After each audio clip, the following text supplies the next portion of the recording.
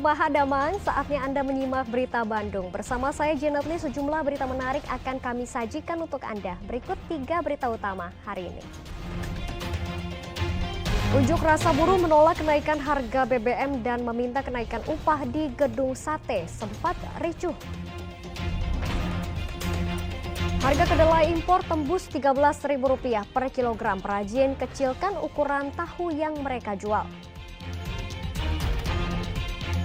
Harga solar subsidi naik, usaha penggilingan padi di Ciasem, Subang terancam gulung tikar.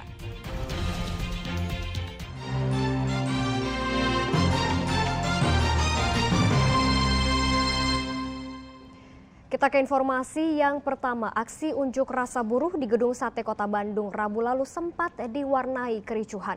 Buruh dari berbagai serikat pekerja se-Jawa Barat menolak kenaikan harga BBM dan menuntut kenaikan upah buruh tahun depan. Unjuk rasa ribuan buruh di depan kantor pemerintahan Provinsi Jawa Barat, Gedung Sate Bandung Rabu sore ricuh.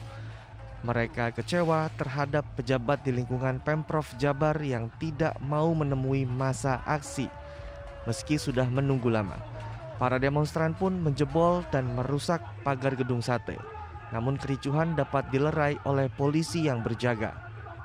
Dalam orasinya, para buruh meminta pemerintah menaikkan upah minimum di setiap daerah di Jawa Barat yang didasarkan dari kenaikan harga BBM yang menyebabkan inflasi sebesar 6%.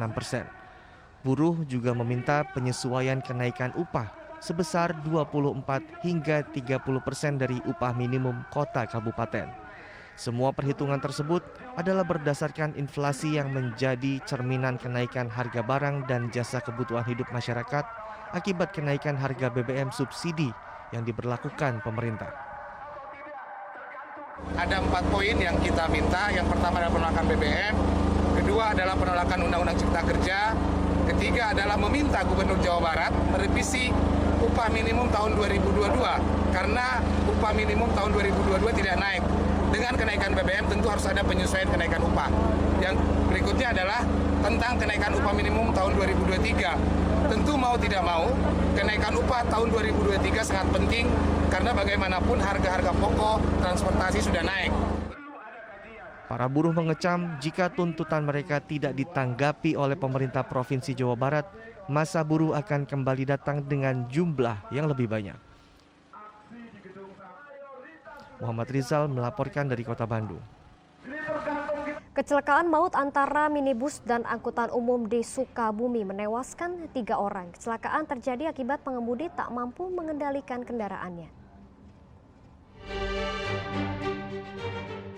Rekaman kamera pemantau milik Pos Komplek Pesona Ciberem, Kota Sukabumi, menunjukkan sebuah minibus yang dikemudikan seorang perempuan berinisial E melaju kencang saat keluar dari perumahan dan langsung menghantam angkutan umum yang tengah melintas dari arah Sukabumi menuju Sukaraja. Mobil minibus menyeret angkot hingga ke bahu jalan sebelah kanan. Akibat kecelakaan, sopir angkot terpental keluar hingga tak sadarkan diri. Sedangkan 2 orang korban lainnya yaitu penumpang angkot dan pedagang cakwe juga mengalami hal yang sama. Ada suara tuk sini dari sana teh mobil silver lari kenceng dari arah kota. Ada angkot lewat kena saking kerasnya kembali sampai bus di sini supirnya langsung mental. 3 orang korban lainnya adalah pemilik toko yang berada di tempat kejadian. Seluruh korban langsung dilarikan ke Rumah Sakit R. Syamsuddin Sukabumi. Akibat tabrakan, 3 orang dinyatakan meninggal dunia, yaitu sopir angkot bernama Hapit Mulyana, pedagang cakwe bernama Didin, dan seorang penumpang angkot yang belum diketahui identitasnya. Dan diduga untuk korban saat ini berjumlah ada 6 orang. Yang pertama satu adalah pedagang cakwe, ya. Pedagang cakwe kita hanya tadi bisa menduga bahwa mengalami luka yang cukup serius, bahkan pada saat di TKP juga tidak sadarkan diri. Kemudian yang 2 orang itu pemilik warung mengalami luka yang cukup serius dan dilarikan ke Rumah Sakit RS Samsudin SH Kota Sukabumi.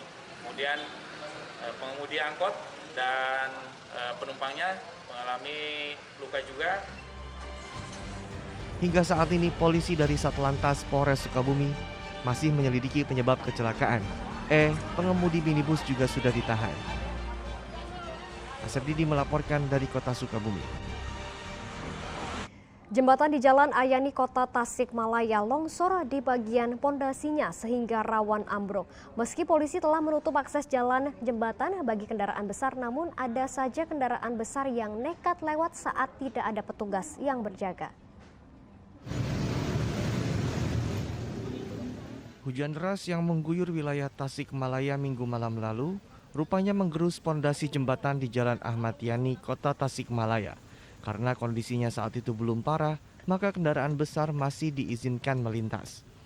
Saat ini longsoran pondasi jembatan makin besar dan bolong akibat hujan yang masih terus turun dan menyebabkan banjir.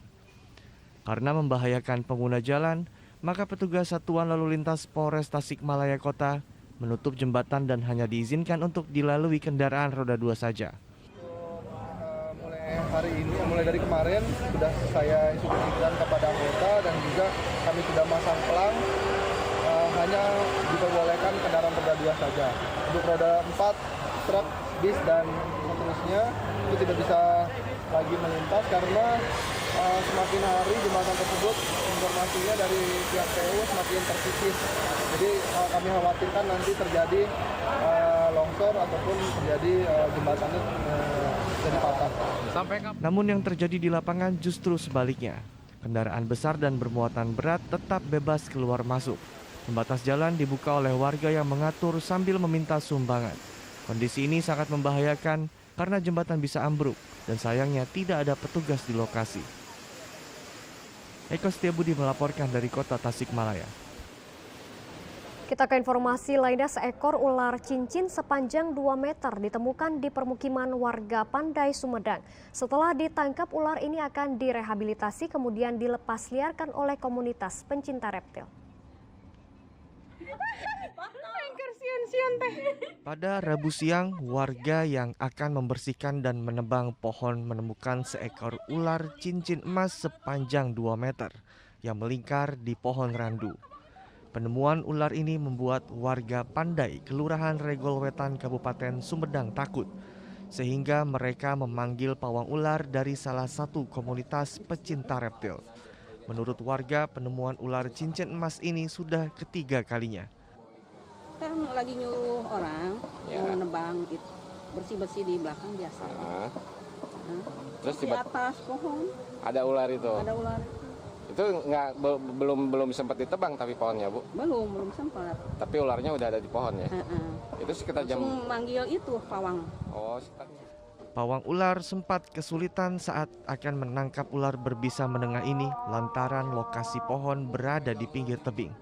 Itu pas ditemukan ular posisinya di mana kan? Di atas pohon. Di atas pohon. Di atas pohon.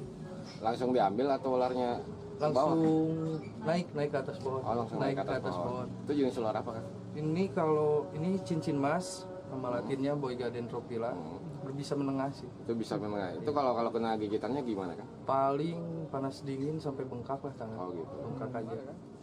Kendalanya sih cuma lokasinya kan tinggi, kalau sampai jatuh ke bawah lumayan jurangnya 20 meter. Setelah berhasil ditangkap, ular cincin emas sementara akan dibawa ke kantor sekretariat komunitas untuk direhabilitasi, kemudian dilepas liarkan. Agun Gunawan melaporkan dari Kabupaten Sumedang.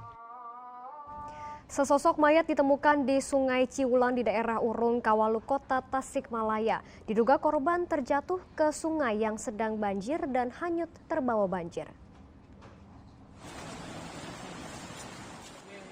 Warga Uruk Kawalu, Kota Tasikmalaya hari Kamis dikagetkan dengan penemuan jenazah Omon, seorang kakek berusia 87 tahun, warga Cibeti, Kecamatan Kawalu, Kota Tasikmalaya yang mengambang di tepi Sungai Ciwulan.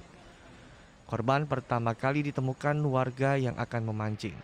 Saat menemukan sesosok mayat yang mengambang di pinggir sungai, temuan itu langsung dilaporkan ke polisi yang datang untuk melakukan identifikasi. Korban diidentifikasi bernama Omon setelah ada warga yang merasa kehilangan anggota keluarganya datang.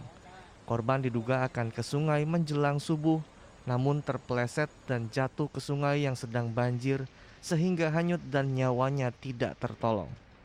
Di Kelurahan Cibuti ada warga Compo yang dilaporkan hilang subuh tadi, dan ketika RT mendatangi ke Puskesmas Uruk, memang benar itu adalah warganya yang bernama Pak Omon. Setelah teridentifikasi, jenazah korban langsung dibawa ke rumah duka untuk dikebumikan.